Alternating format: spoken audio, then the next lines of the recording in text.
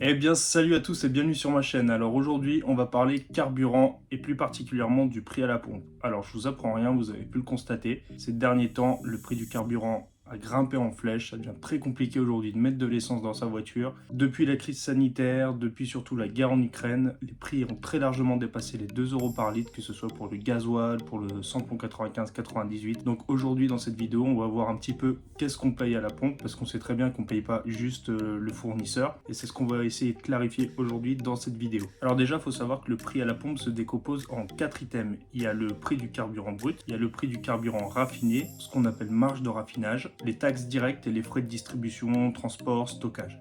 Alors pour commencer, le prix du pétrole brut. Il faut savoir que ce prix dépend effectivement de la conjoncture. Donc là, c'est ce prix-là qui a surtout augmenté en flèche à cause de la guerre en Ukraine. Pourquoi? Parce qu'en fait, on apporte majoritairement du pétrole de la Russie. Et depuis cette guerre, les pays européens ont décidé de boycotter cette importation. Ce qui fait qu'on se fournit maintenant majoritairement via les États-Unis ou les Émirats. Donc l'offre reste assez limitée pour une demande qui est toujours au même niveau. Il y a moins d'offres, il y a plus de demandes, le prix augmente, c'est normal. Alors ce prix du pétrole brut, il va dépendre de pas mal de choses, justement de cette loi de l'offre et de la demande, dépend aussi des impôts du pays exportateur, de la marge du fournisseur et de la qualité du produit, bien évidemment. Alors comme je vous l'ai dit, ce prix a très largement augmenté ces derniers temps. On sait que depuis la guerre en Ukraine, le prix du baril est à 113 $, ce qui équivaut à peu près à 107 euros. Il faut savoir qu'un baril, ça équivaut à 159 litres. Donc pour un baril à 107 euros, on fait un petit produit en croix rapidement et on obtient un prix au litre de 1,48 € pour du pétrole brut. Donc ensuite, là, on a vu le prix du pétrole brut. On va parler un petit peu maintenant des taxes.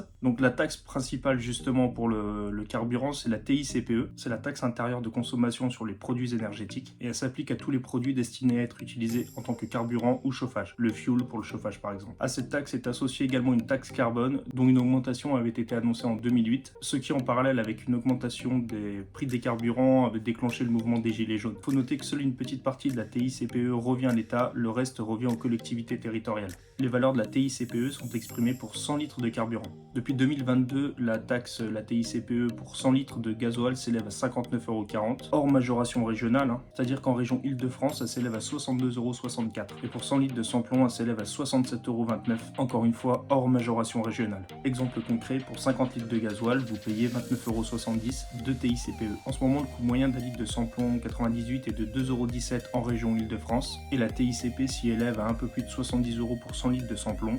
Donc encore une fois, avec un petit calcul, on s'aperçoit que la TICP représente environ 30% du prix final. À tout cela, il faut ajouter la TVA qui représente 20% du prix total du plein.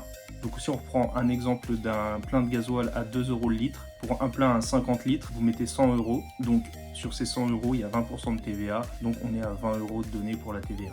Il faut noter également que la TICP, elle est elle aussi soumise à la TVA. Donc il y a 20% de la TICP également à régler en taxes sur le prix à la pompe. A noter que cette TVA sur la TICP coûte 13 centimes d'euros pour un litre de samplon et 12 centimes d'euros pour un litre de gasoil. Donc encore une fois, pour un plein de samplon 95 de 50 litres, c'est 6,25 € qui sont engloutis juste pour la TVA sur la TICP. A noter que le Parlement avait déposé en 2018 une loi visant à supprimer cette TVA sur la TICP. À suivre. Donc concrètement, pour un plein de 50 litres à 2 € le litre, vous payez 29,70 € de TICP, 20% du prix total, soit 20 €, ce qui nous donne 49,70 € de taxes, ce qui représente à peu près un peu moins de la moitié du prix total, rien qu'en taxes.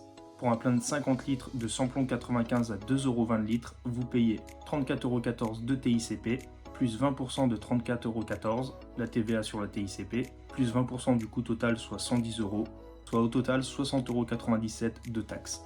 Donc ensuite, les marges de raffinage. Le prix du produit raffiné intègre aussi le prix du raffinage, c'est-à-dire le processus qui consiste à transformer le pétrole brut en carburant. Là encore, la hausse a été considérable puisque la Russie n'exporte pas seulement du pétrole brut, ils exportent aussi du pétrole raffiné et on se fournissait majoritairement, encore une fois, chez eux, surtout en diesel.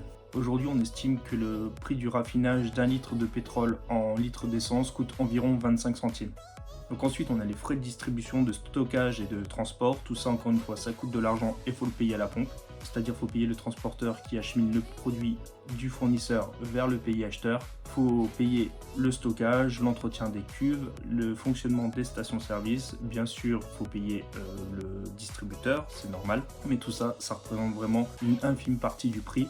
On estime qu'en tout, on paye environ 7% du prix total, juste pour payer justement ce transporteur, ce distributeur et les coûts liés à tout ça finalement. Donc pour vous illustrer un petit peu tout ça de manière un peu plus simple, je vous mets à l'écran un graphique.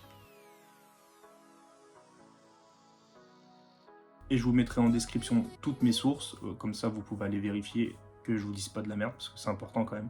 J'espère que cette vidéo vous aura plu. Je terminerai pas en vous disant de privilégier les transports en commun, parce que personnellement, vivant à la campagne, je sais très bien que je ne peux pas prendre les transports en commun et qu'il y a beaucoup de personnes pour qui c'est le cas justement. Donc voilà, je terminerai un petit peu là-dessus en disant qu'ils me font un petit peu rigoler dans les pubs automobiles aujourd'hui en nous disant qu'il faut privilégier les transports en commun. Dites-moi ce que vous avez pensé de cette vidéo, n'hésitez pas à commenter, à partager, mettez un petit pouce bleu en bas, abonnez-vous à la chaîne encore si ce n'est pas encore déjà fait, et puis on se retrouve très vite pour une prochaine. Allez, à plus!